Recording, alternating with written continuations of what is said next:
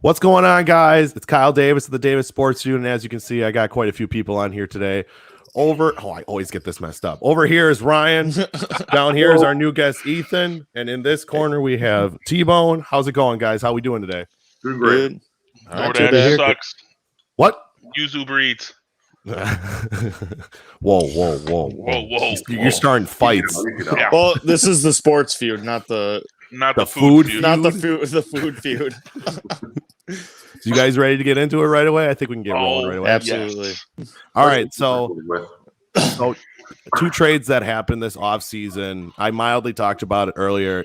Is Carson Wentz went to the Indianapolis Colts from the Philadelphia Eagles, which, in my opinion, great move. And in the same breath, Matthew Stafford went from the Lions to the Los Angeles Rams. Also, really good move for Matthew Stafford. The teams that performed those trades got left in the dust, the Lions and the Eagles, it looks like, and they're going into full rebuild mode. I guess my biggest question, and I'll leave it off the floor right away, is who do you think is going to have the better season, Carson Wentz or Matthew Stafford? Anybody who wants to start, take it away. I'm going to say, can we clarify? The quarterback themselves or the teams? Because I think personally, they're two different answers for me. Ooh. Okay, well, let's start with we'll answer both questions. Let's start with the team aspect. Is the Rams or the Colts going to have a better season this year? I think the Rams are going to have a better season. Right. The defense is still stacked. Getting a better quarterback will make that offense just that little bit better. Where they went 11-5 last year, 12-5 now, or 13-4. Yeah, that's weird. Oh yeah, that's gonna be weird. That's weird. I don't like that. Yeah, I already hate it, but like 11-6, like that doesn't sound good. No, I don't like it at all. Nice. 500 seasons now. We like nice even numbers around. No, the Lions are still gonna find a way to go 8-1. Oh, that's the Cowboys. That's true. Yeah. 7-8-2. Yep. So I guess a good argument for the Colts is that they have the better offensive line, in my opinion. They have an up and coming. Both teams have up and coming running backs with Jonathan Taylor and Cam Akers. The defense all around, in my opinion, is better for the Colts. Yes, they have the Rams have Aaron Donald and Jalen Ramsey, so that's a really hard thing to say. But they had a top 5 defense. And Carson Wentz is going back to his old offense coordinator. If he can get even like 3/4 of the way to that MVP run he was on his way to doing when he was with the Eagles, I think the Colts have a strong chance of not only making the playoffs with like 12-5 record, but God, it still sounds weird to say. 12-5 record. They also could make a deep playoff run. They were one of my picks last year to make it to the Super Bowl if it was either Buffalo or Indianapolis that won that game. And they just have the best all-around team. Now, I understand your argument for Matthew Stafford and the Rams having, because they have so many damn weapons. It's the best team that Matthew Stafford's actually had, and it's a better head coach and an organization that actually knows what they're doing. So, I mean, it's a horse apiece at this point, but I guess who do you think's going to have which quarterback do you think is going to have the better season? I guess, Ethan, why don't you give it a shot on this one? I would say the Rams still. Obviously we talked about this. I mean, Stafford's really good. He's just kind of been cursed with not having so many pieces around him or healthy pieces that I think this is actually kind of a good chance for him to show what he's really, how talented he really is. So I would say Stafford and the Rams.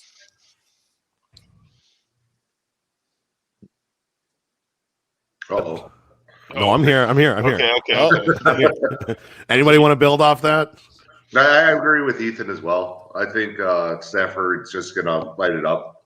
He's going to do whatever he needs to do to get the ball down the field. And he's got Robert Woods, who can run like a gazelle. He's got Cooper Kupp, the best white wide receiver out there right now. And then he's got his tight end with Higbee.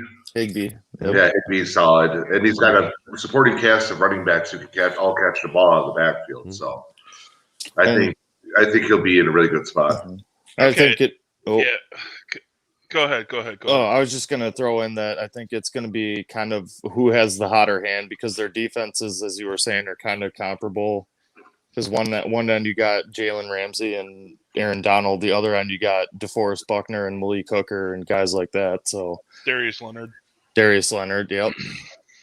Both teams have star-studded freaking defenses. Yeah. Yeah. So I don't like Carson Wentz. I told Kyle and Wonky that Wentz should have been traded after Foles won the Super Bowl. I said that, but I think Wentz will have the better quarterback year. I think when they're both they both have good supporting cast around them now. And I think if they're both playing at their best with their best players, I think Wentz is better than Stafford at this point in their careers, because Wentz is 26? 26. Stafford's 32, 33? 32 or 33. Something like that. So I think when Wentz was healthy, granted it's been 3 years now, he can play at an MVP level, and Stafford has always just been, you'll get 5,000 yards, 30 to 45 touchdowns out of him, and he'll do that. But I think Wentz has that playmaking ability to take you farther than Stafford can, because Stafford is what Stafford is. Good team or bad team. Well, and here's my Wentz argument, and this is also why I think the Colts can go farther. Neither quarterback, these quarterbacks are very similar in a lot of ways in their success, I should say, because Carson Wentz, yes, was successful in that MVP run, possible MVP run, but he hasn't won a playoff game.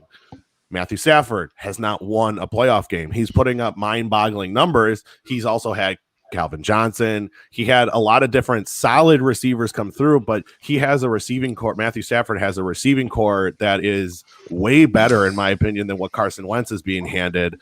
But Carson Wentz has a better offensive line. I think he has the threat of Jonathan Taylor and Nyheim Hines coming out of the backfield. And if they draft this all has to do with if they draft a wide receiver too, because I don't think T.Y. Hilton and Michael Pittman are really the answer for the Indianapolis Colts. So I honestly think they're going to go get another receiver. But if Carson Wentz can get back to that MVP level he was playing at, I think he can have a much better season than Matthew Stafford. But I've talked to all of you that have said that my MVP pick could be Matthew Stafford this year as a dark horse, because I think he's going to put up eye-popping numbers with the weapons he has there. You could even go as far as to, if Stafford has that breakout year, you could say comeback player of the year even. Yeah, I would go with that. Not even to put him as an MVP, but just if he has a solid year, you could. That's another way to go. And then I also mentioned that I think it was to Ryan, maybe, that I was possibly looking at odds for the Rams to win the Super Bowl, because I think that would be actually not a bad bet to put down, because they have as good a chance as anybody. They were in a playoff game, and I think they beat the Seahawks last year with a hurt Jared Goff. Mm-hmm. No, was it even with him? Or was it Wolford? Is that when Wolford came in? Wolford got hurt in the next game, I think, in the Rams game. That's right. Or in the Seahawks game. So, no, what game was that? Tampa Bay? No, Green Bay. Duh. Stupid me.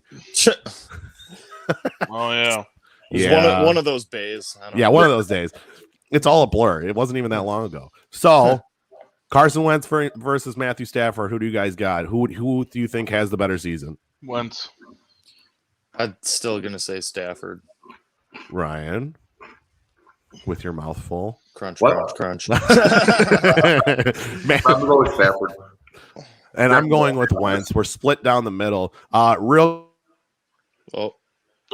this a lot. Hold on. My internet's not the greatest. Corey Sparks asks, how far can the Rams go with the more protective quarterback at the helm? I think they can at least make it another round. Yeah. They can easily make it another round. So you're saying with Stafford, just say copy and paste the last year's team. You said with Stafford they beat the Packers? No. Because that would be making another round. Yeah. No, I don't think it's a clear cut. I'm just saying that's what you said. If we go copy and paste because we don't have a draft, correct. I believe that the Rams could beat the Packers. I'm not saying it's like a clear cut decision that all right, Rams over the Packers, and it's easy as that. It would be a much closer game and a much better conversation than what it was this past year, where it was all right, Packers by like 20 or something like it was a guaranteed win or something like that.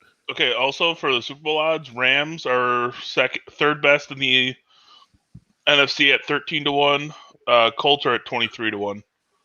Really? Ooh.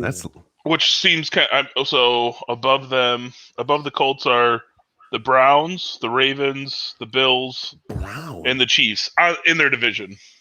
Jesus. Or comp, whatever. So, and then obviously above the Rams are going to be the Packers and the Buccaneers. Yep, and then okay, that's not that surprising. And I'm going to go a little out of order here. We're going to roll into our next topic. We do have two other big topics to talk about, but you were talking about Super Bowl odds, so I figured I'd bring it up right away. Who do we think is going to be the most overhyped team in this NFL season? We have teams that are on the up and up, like the Rams and the Colts. We also have teams that are quietly, well, I don't know if you can say quietly, adding personnel to better their team, like the Cardinals and teams like that. Who do you think going into this season is going to be the most overhyped team? Ryan, I'll start with you, bud. I think it's going to be Tampa Bay. I think Tampa Bay, as much as they dominated last year, I think their defense is still that. But I think it's another year on the offense. You know, Mike Evans isn't getting any younger. Tom Brady's not getting any younger. Brady might be at this point. We don't know. He's got the Benjamin Button, dude. He's got the Benjamin Button. It's eventually everything's going to catch up with them, and they're going to be a step too slow. Yeah. They're going to be, instead of making this perfect inside cut, they're going to falter a little bit. Everything, maybe the timing's off. Everything's getting a little bit slower for a couple of the players. Things are getting faster for other players. Timing's going to be off. I don't think Tampa Bay makes it to the Super Bowl. I think they end up as a number 2, number 3 seed. But I don't think they're as clear cut as I think a lot of people are expecting them to be. Especially, I don't know what the odds are for the Buccaneers this year, but I'm sure they're like 3-1 or something. Yeah, 6-1. 6-1. Chiefs are still number 1.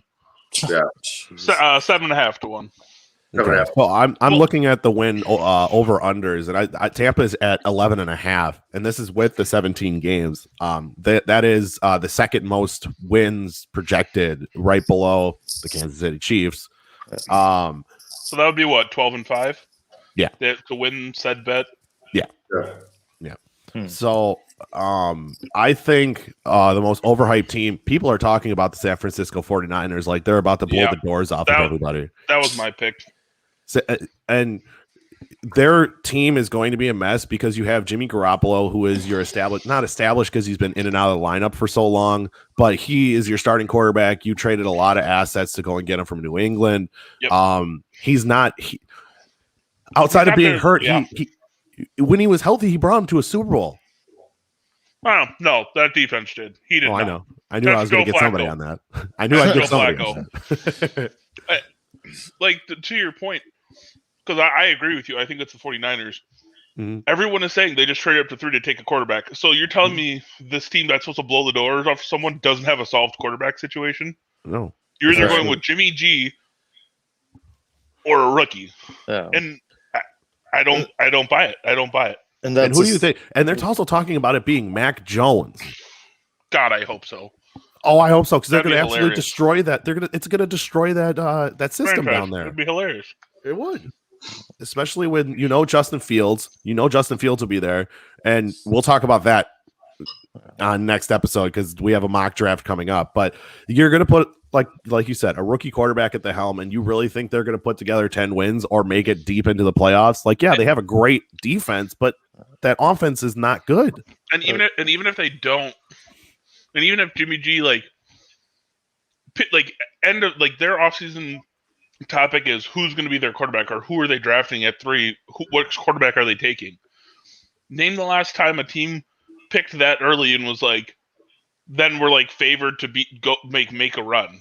It doesn't happen. The Colts. That was the only team in the last 20 years I can think of with Andrew Luck. but everyone knew going in it was luck. It wasn't like, oh, is it going to be Mac Jones? Is it going to be Fields? Is it going to be Trey Lance? Like, I hope they do Trey Lance because that would be even better. I think that'd be hilarious. I think Trey Lance could be. I'm going to start getting into draft talk. I'm just saying, like, I think he's the least likely everyone's talking about. Correct. I think everyone's saying Fields or Jones. And I would love for them to take I would just love for them to go out of nowhere. Sure. All right, Ethan. Who do you think is going to be the most overhyped team? Oh, I just wanted to say too that drafting a quarterback to potentially fix your team hasn't worked for the Browns for the last 25 years. So why would it work for anyone else? Browns are going to brown. Dude, other than Baker Mayfield, because that's my guy. Well, I mean, but the Browns have a very established defense at this point that they've built through the draft with Ward and Myles Garrett, and now they have Greedy Williams. And I forgot about that. It's almost like in the NFL, there's 21 other players at all times that isn't a quarterback. They're just as important as a fucking quarterback. Don't say that. No, the quarterback is the best of all time. He carries everything. The quarterback wins you games on defense. He does. Oh my god, you're going to jail, and he's going to kick that final kick. Yeah. Oh, yeah. No, none of the other players fucking matter if the position name isn't quarterback. Yeah. So, I'm going to bust that argument real fast. The quarterback is the most important on the field, but no, you're right. You need a good defense, and more than that, you can have a great defense, but a terrible defensive coordinator. Well, you don't even need a quarterback to hike the ball, wildcat offense and all that. Yeah. You need a quarterback. The Ravens have been doing that for the last 2 years. Oof. Swoosh. Got him. Swoosh. No, I kind of want to say, going back to the argument, I don't know if this is going to be a hot take or not, but I'm going to say the Cardinals overhyped. I like that. I just think, they have all these pieces. Kyler Murray's a great quarterback. DeAndre Hopkins, I think, what did they get? AJ Green in free agency there. Mm-hmm. Yeah, they're putting together a lot. So there's going to be a lot riding on them. And that's when you fall flat on your face. Well, I mean, they improved their defense with JJ Watt. Is Patrick Peterson? Did he leave? Patrick Peterson left. No, he's still there. No, he's still there. Yeah. So it's an improved defense, a slightly improved offense. I still don't believe in their running back game. Their offensive line is still terrible. I think they're going to draft. I think they're going to draft an O-line and running back. They have to. They honestly have to. If they can get their offensive line figured out, yes, I can see this team doing well. But as it stands right now, before the draft, they are currently in that top tier of overhyped team this year, just because Kyler Murray had such a breakout year last year. And I mean, the receivers they have are so tall, but none of them have speed outside of Hopkins. No, Kirk, thank you. Yeah. Hopkins is tall. He can catch any ball. AJ Green used to be able to do that. I don't know how much time AJ Green's going to see the field, to be honest. Yeah. He could get injured again too. Didn't he have 100? Didn't he have 100 targets last year? Yeah, but he was also had somebody who was firing the ball every single time. I know. I'm just saying, still getting targeted that many times, regardless if it's forced, at least he was there. Who else was on that? Who else was on that receiving core in Cincinnati other than T. Higgins? Oh, Boyd. Tyler Boyd. TJ Ozuma. Drew Sample. Whatever. That's a name. Household name right there. That's a name right there. Oh yeah. And to get back to the point, that they have James Conner now as running back. So true. Oh, yeah. That really screwed over my dynasty league. Really pissed off about that one. So no problem. It'll be interesting to see what James Conner can do because he needs to have a bounce back year. There was no running game in Pittsburgh, so we'll see if he can have a bounce back year. Well, I mean, there was the 1 year. I think it was after the Bell year, after Bell, or either when Bell was setting out or after Bell left. Conner put up 1,000 yards rushing. Mm-hmm. Was very capable, stepped right in. So, and then Pittsburgh was like, "Oh, you're a good player? No, we're not going to give you the ball. Cool, let's just do that." Right, exactly. So, and Arizona running backs, it doesn't matter. You can plug and play anybody over the last maybe 5 or 6 years. They're going to produce fantasy. Yep. They're going to produce fantasy wise mainly because look at starting with David Johnson. And then they had Adrian Peterson, Chris Johnson. Chris Johnson reignited his career there. Who was that guy who they brought in for like week 14 through 17? Who was like Tim Hightower? Yeah, like, he came in off of the couch and was just like, "Oh, I can do this." Yeah. I don't know what it is. They don't even have that great an offensive line, but these running backs just always succeed in Arizona for some reason. It's just the most bizarre thing ever. Or at least they're capable. That's true. They're capable. Kenyon Drake, dude. Yeah, that too. Oh, yeah. Mm-hmm. As soon as Kenny and Drake went to the Raiders, I traded Josh Jacobs away. It was great. Oh, it was so good. I was so happy. That's a problem too. That's a two-headed monster over there in Vegas. But Jacobs is like a Derrick Henry type of. I'm just going to bruise the shit out of this. Mm-hmm. And Drake's like, let me catch, let me be a little scat back kind of. Mm-hmm. It's good it's a good like NFL move. Terrible for fantasy. You know what's crazy? That's going to be a very we're talking about overhyped. That's going to be a very under the radar team as the Raiders next year. I always think Raiders are going to be under the radar, and they don't do shit. So I'm not. Quarterback still sucks, so it's not going to matter. Both of them. Yeah. Oh yeah, they have Mariota too. That's right. So moving on to the next thing we have to talk about. Last week, Julian Edelman, one of the greats in New England. New England great. Yep. A New England great retired. Okay. I guess the big hype around, and I don't fully understand why there's so much hype around it, but I'm going to try and find a way to figure it out, is why people are saying that he deserves to make the Hall of Fame. Let's start with there's zero chance of him making it first ballot. Zero chance of that happening. Weren't there only like 3 that ever did? Moss, Rice, and now Calvin, right? Yeah. Yes. Yeah. Oh, there we go. For first ballot, at least. So let me just lay out a couple numbers for you. He caught, what is it? He got 620 passes from Tom Brady and Cam Newton for 6,822 yards. He had 36 touchdowns. That's not, and this is over an 11-year career. That is a very low touchdown number. I feel like that's very low for yards. He only went over 1,000 yards 3 times in his career. He only had more than 7 touchdowns, or he never had more than 7 touchdowns in a single season. Like, yeah, he's a Swiss Army knife. Yeah, he can throw the ball. He can do what he returns the ball very well and all of this, but like, is he worth the Hall of Fame? I don't know. Does anybody think anything he can get near the Hall of Fame? As we were saying before, I guess you could maybe go on his postseason numbers, but even that, everybody else that you said no, and he's got 118 receptions for 1,400 yards in 15 games. Mm-hmm. With 5 touchdowns. Did he ever end up getting one of those Super Bowl MVPs, or was it always Brady? I thought he got one of them. I thought he got one. He got the Rams one. He got the one where he caught that when he caught the ball. Yeah. Okay. Well, and even in that Rams game, he had like 150 yards, and that was like the lowest. The game was so boring. I was waiting, and the commercials were terrible. The halftime show was terrible. There was nothing good about that Super Bowl. That was the worst. That was one of the worst Super Bowls. Who was the halftime show in that one?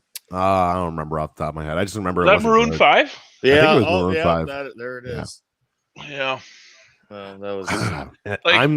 I think the only.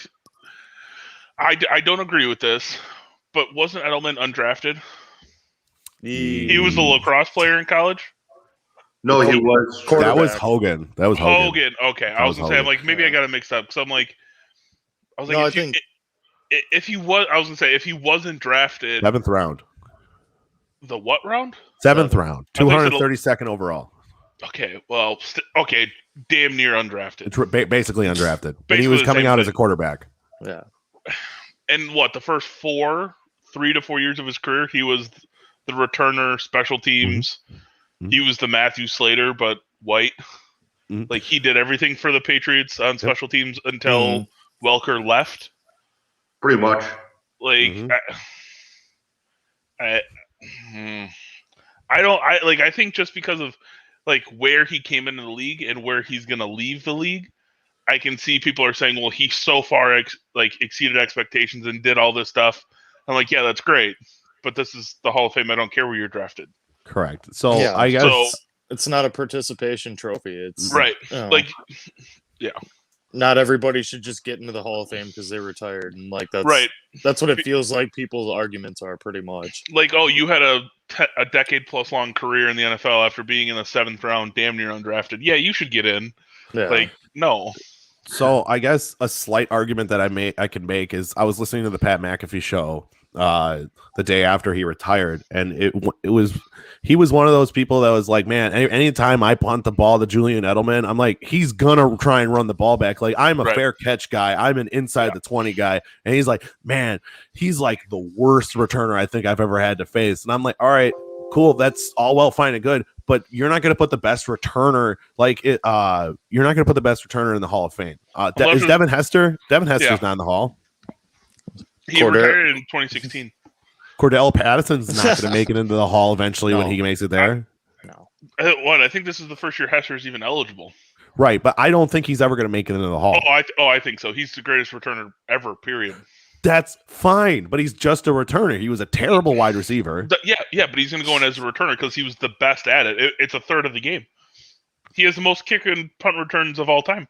Hester should be in 1,000%. 1,000%. He's the best at his position of all time. Yeah, I agree. I understand because, like, you're going to put him in. No, I'm not putting him in as wide receiver. No, you can't. I'm not. He's a returner. He's the only one to return a kickoff back in the Super Bowl. Only one. Yeah, that's fair. Yeah. I'm not going to argue with you on that. No, I like Hester, so I mean, I like Hester too. I just think to put him in. I get it. I get what you're saying in terms of like comparing it to Edelman. I get it. Yeah. So I mean, yeah, Swiss Army knife, amazing. But like we have said, you don't get a participation award for being in the league for 11 years when you didn't belong in the league as being a 7th rounder and being pretty above average. It's not. Yeah. It's not the great of fame. It's not something like that. It's the Hall of Fame, and it's the elite of the elite. Yeah, the Hall of pretty okay. Yeah, not the Hall of very good. And are we? I mean, I know that. I mean, this would kind of lead into the part of this next conversation is. Was Edelman ever the best wide receiver on the Patriots? Ever? Towards the end of his career, maybe. Gronk was still there. You can make a case for last year. You can easily make a case for last year. Yeah. Yeah, he was hurt almost all year. Yeah, he was. And he was still their best 2021. Did he even play? 2020, I should say. Sorry. He played in 6 games, 39 targets, 21 receptions for 315 yards, no touchdowns. Well, he had Cam Newton, so. That's true. But does that make him the best receiver / tight end on that team? No, I don't think so. And even taking away Tom Brady and Gronk, he still was never the number 1 guy at any point in his career, I don't think. Right. But he never stood out. He was a puzzle piece, and that's fine, but you can't build a Hall of Fame career off of being a chess piece on the team. Yeah, he's kind of like the Taysom Hill. Like, he's going to do a lot. He's going to do the dirty work. He's going to get you the clutch plays. But he's going to put up huge numbers? No, but he's a great he's a good NFL player, a guy you need on the team. Yep. But he's not one of the best to ever do it.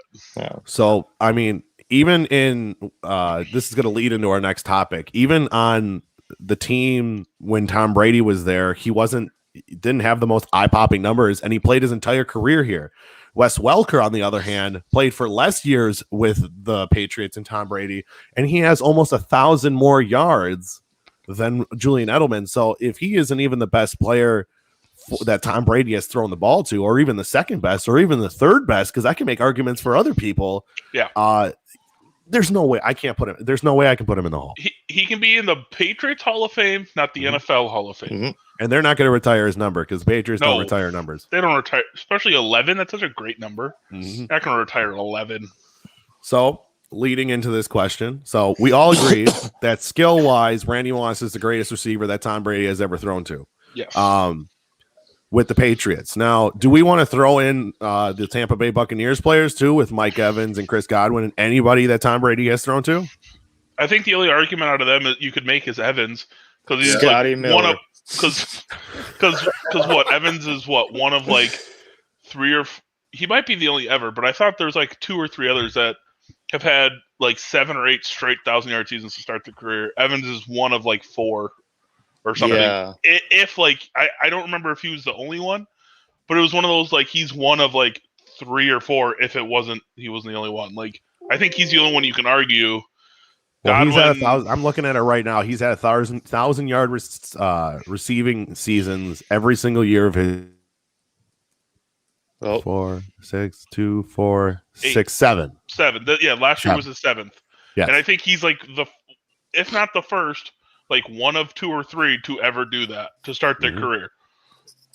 And so I would say he's the only one you could argue that I think could rival Wes Welker, Gronk. And I still think he's young enough where he could do this for another 4 or 5 years. So. Yeah, 100%. He's still in his upper 20s. He's 27 right now. So wait, he's 27? He'll be 28 at the beginning of the 2021 season. So he started the season when he was 21. 21. Mm-hmm. Yeah. Oh, that's right. I get. Yeah, him and Manziel came out in the same year. Mm-hmm. Yep. That's crazy. So I'm gonna put out some stats for you. This is only for when Tom Brady was throwing them the ball. Okay. Rob Gronkowski, 521 catches for 7,863 yards with 80 touchdowns. Deion Branch, 328 catches for 4,308 yards and 24 touchdowns. Wes Welker, 672 catches for 7,605 yards and 37 touchdowns. And Julian Edelman, 620 catches for 6,822 yards and 36 touchdowns. Out of those names I mentioned, I mean, the numbers don't lie. Gronk dominated when he was with Tom Brady. Did Gronk have the most amount of years? Like, I can find that out real fast. Hold on. Like, obviously, Moss didn't have a lot of years. 10.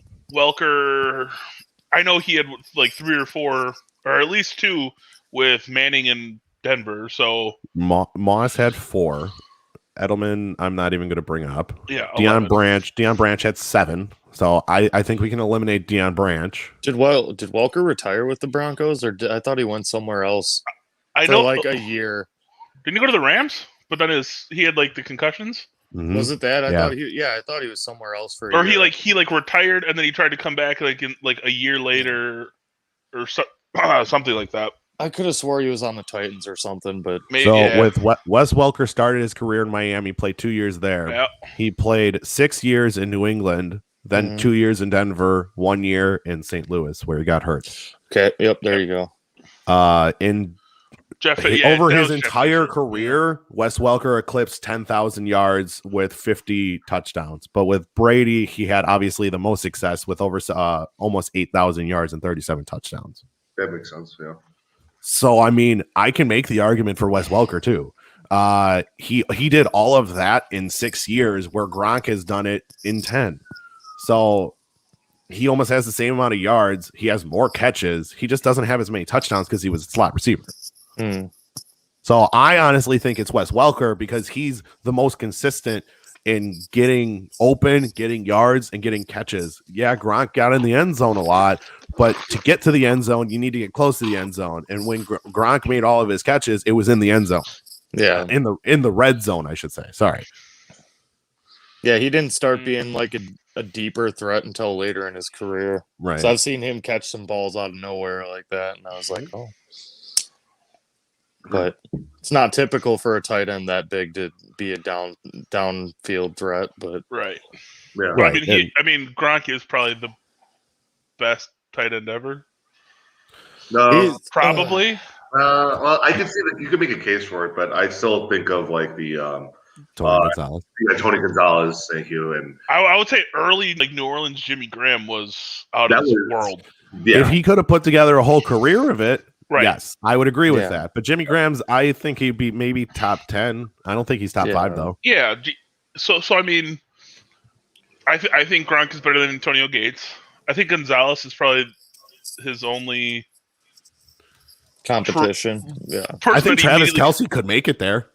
Right. Yeah, Kelce could get there, but I know it's way too early to say this, but Kittle. Way too early. I understand it's way too early. Because I was thinking the same thing, but with Waller. Because I mean, but he's also he's not bad, but he has to be consistently, and he has to have somebody that can actually throw to him. But that's another argument for. So who's the number 2 tight end in the league right now? Because I'm pretty sure we'd all agree Travis Kelce's number 1. Ooh, I would say Waller. I would say Kittle. I'd say Kittle. I would say Kittle was hurt a lot last year. Yeah, but Granted, he's going to come back. He's going to come back and get another monster season. It's going to be ridiculous again. That'd be an asterisk, I would say, for Kittle. George Kittle single-handedly won a game against the Saints the year before, I think. Like single-handedly, he caught like a 5-yard pass and like took like 2 guys on his back to damn near get him a field goal. Yeah, I think it's Waller just because of he's gonna be more value to his team, and he's gonna be relied upon. Like Kittle is the second option, probably. Well, probably like you said, an asterisk. Right, like Kittle's Kittle's top 5 minimum. Sure. Like, I just think after what we saw with Waller and now going into this next season, I think I see Waller take that step more than I see Kittle taking the next step. Okay, that's fair. All right, so I think Welker is the best receiver, the second best receiver that Tom Brady has thrown to, outside of maybe Mike Evans. What do you guys think? Is it Gronk, Welker, Deion Branch, and he's another? I love Deion Branch. I love that guy so much. Oh, yeah. What was that, Ryan? Ed Ochocinco.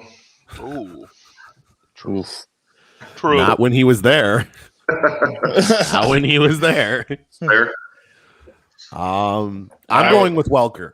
I don't know what you guys think. I know Ryan. I'm pretty sure Ryan, you said Gronk. Yeah, I'm thinking I'm gonna stick with Gronk. Ethan? Yeah. I might say. That's tough. Yeah. I want to be, biased and say Gronk because, that's one of my guys, but also Welker liked to talk a lot of smack about the Patriots when he left, and yeah. Which I know that's not part of the argument, but it's also like it's the Greg Jennings thing where he left the Packers and he fuck just Greg Jennings. He's just did a lot of this, and I hate that guy. Without Aaron Rodgers and everyone he had in the Packers, that guy does not have a career. He sucked everywhere else. 100%. I feel like there's a lot of people that you could say that about. James Jones. Well, he was okay with the Raiders. Javon Walker. Javon Walker. Yeah, but Javon Walker's not running his mouth. That's true. Jordy Nelson, Randall Cobb. Those are people that stuck. Randall Cobb. Yeah. Okay, fine. Jordy Nelson, but Jordy Nelson was like he was over the hill by the time he went to the Raiders. Yeah, he never should have left. They should have renegotiated, give him the 1 year. You know what? Minimum is that there's 4 different wide receivers that the Packers had that were just like they wanted nothing to do with them anymore. They all went to the Raiders. Yeah, Javon Walker went to the Raiders. Shit, you're right. Oh yeah, Walker did. Nelson did. Jared Cook. Did Cobb end up there? Jared Cook. Greg Jennings, I'm pretty sure ended up. Cobb went Dallas, Houston. And did he never end up in Oakland? Yeah. James Jones, Oakland. James Jones. I'm pretty sure Greg Jennings did. Yeah, Jesus Miami Christ, and then the Raiders. Yeah, I don't know why the Raiders. Sorry, it's just like I just thought of it. But I also did 2 more players that we didn't talk about before either. That's Troy Brown and what's his name? Oh shit, I had him up. Troy Brown was at the very beginning of his career, Tom Brady's career. What was that? Terry Glenn. Yeah, He had Terry Glenn for like a year, 2 years maybe. So I forgot about that. Wow. I guess a good question to end this on is Tom Brady? It's a stupid question that nobody's gonna like that I'm asking it. Did Tom Brady make Bill Belichick? Yeah, 100%. Yeah. Because looking at these weapons that he had, Gronk, top of the line. Okay. Wes Welker, top of the line. Randy Moss, cut above.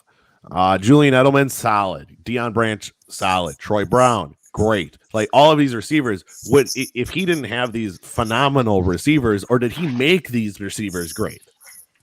Did Tom Brady make all of these receivers great? All of the above, I would say. Wasn't Belichick. No. I think he's the same as Rodgers. Like he has that ability to turn nobodies into names, I think like especially for like Rodgers, like I would argue the only wide receiver who would leave him and still be good is Devontae. Maybe, yeah. No. If Jermichael Finley could have stayed healthy and didn't destroy his career, he would have been another one. Right. Yeah. But I'm saying, like, Jordy stayed for the good parts of his career. Mm-hmm. Cobb might have had a year or two left when he left to go to Dallas. I didn't think so. No. I'm glad the Packers got rid of him. Yeah. But none of them were overly successful. And I think if Devontae leaves next year, his skill set is different than what Nelson's was. Nelson was big and fast. Mm-hmm. Cobb was a fast, quick, slot guy. Mm-hmm. Devontae is his things are route running, footwork, not dropping. It's like him and Hopkins are the best route runners / catchers. So I think his translates if he left more than being 6'4" and running a 4.4 for Jordy Nelson and being a small slot guy that Cobb was. Yeah, that's fair. I agree. Well, I think we got a lot of good conversations. Not as much fighting as I thought was going to happen with this many personalities, but that's okay. You want us to fight? We'll fight. Oh, yeah. Don't worry. I'm sure we're going to fight on the draft episode because there's going to be differences. We're going to have to figure out a good way to set up that mock draft. I think the best way we're going to do, and we'll discuss it in a little bit, guys, is I think we should hand the first pick to a person, the second pick to another person, the third pick to another person, instead of us all arguing about the second pick and the third pick, because we're never going to get anything done that way. Right. So we'll discuss a little bit on the next episode, and you guys will see us soon. For the Davis Sports Suit, I'm Kyle Davis. That's Ryan Spina. This is Ethan down here, and over here is Tbone. I hope you guys have a great day, and I'm glad you guys stuck around. Oh, yeah. Talk to you soon. See you guys later.